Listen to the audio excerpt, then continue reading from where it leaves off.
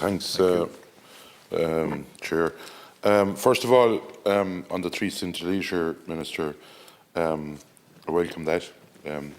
But for the contractors, especially for silage season coming up, we want to make sure, and the FCI have said it, that we need to make sure that it's ring-fenced enough of diesel, because there is a concern in the line of basically getting in crops or getting enough of fodder for the winter. Want to make sure that even if it's reserves or whatever, if things start getting tight, that there's enough of green diesel around to be able to, look after you reap what you harvest, and for the summer we need to have enough of stuff there to get in for the winter, for the fodder for cattle and for all the different animals on farms.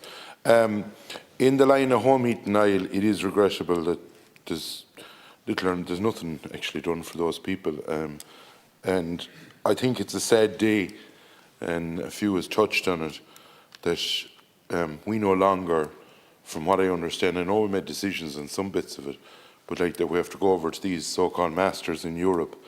I tell you, I don't bow to them, and I don't know why we have to go over to ask, can we do this, that or the other, or that we may be at risk of going into a higher rate. It's a gamble situation. Either we have our sovereignty or we haven't as a country. And I think, Minister, you should realise, say, the price hike that has come in, say, for people that can get gas, be it here in Dublin or different places around the country. The price hike in that and the price hike in home heating aisle has been colossal. And I think we need to make sure that the vulnerable are looked after. And when you talk about a carbon tax,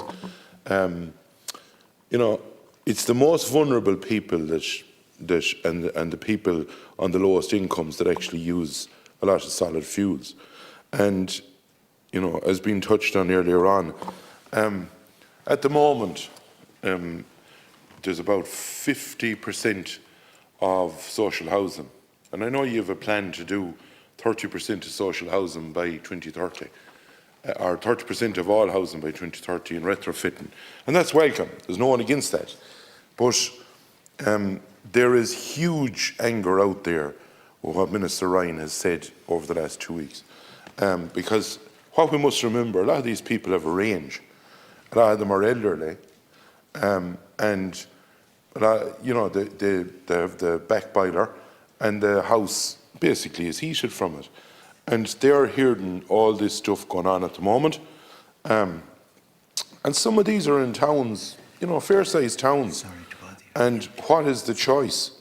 Now, there's a carbon tax going on and a rise going on to nearly everything that they do. If they have a car, there's a carbon tax going on to the diesel or the petrol that they buy.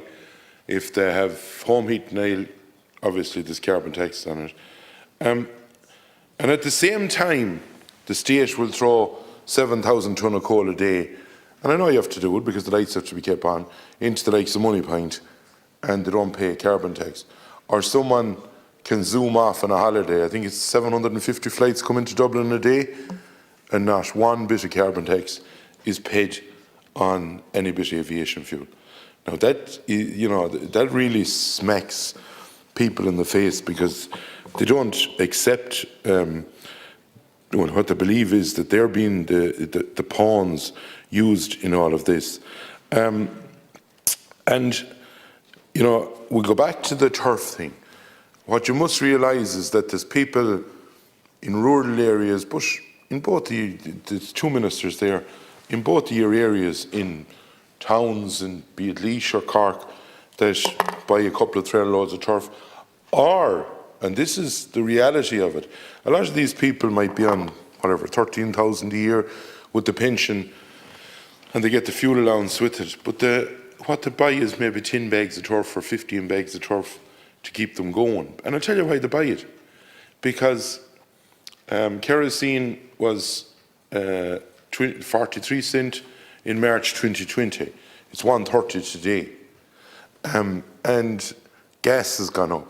And the reason they buy it is because obviously it's a cheaper fuel that they can afford. Like it doesn't, you don't have to be a mathematician. I hear all these stats coming out from Ryan's department, you know, about we see a bit of an upsurge. Well, no wonder you do. There's a war on, first of all. The thing has tripled. So people didn't get 3 times the pension that they're getting.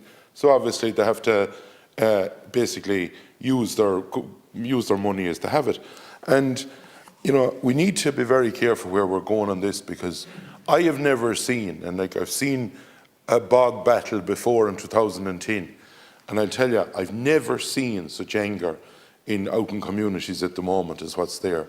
And I think that, you know, Fianna Fáil and Fine Gael, it's not Minister Ryan, because they're not thought much of in rural Ireland, but it's Fianna Fáil and Fine Gael that's going to be the big losers if this fella is let run the way he's going. He has to be hauled back, and common sense has to come into. We're all into making sure that there's no wet timber sold. I backed it last year that we get the moisture right in timber, under 25%. We do it a simple way. A lot talk about kennel dry. If you season it for 7, 8, 9 months, it's sound. It's 100%. You have the moisture down. If you look at a peat briquette, like I just can't for the life of me understand, if I have a peat briquette in that hand and a set of turf in that, they're telling me, well, you can use that, Mike, or you can burn it in the fire, but you can't use this. I've tested it. I've tested it last week. I got a mechanical engineer. And stuff that was cut last year, 9 months on or 10 months, whenever it was cut last May, and they checked it out, and it was 18%.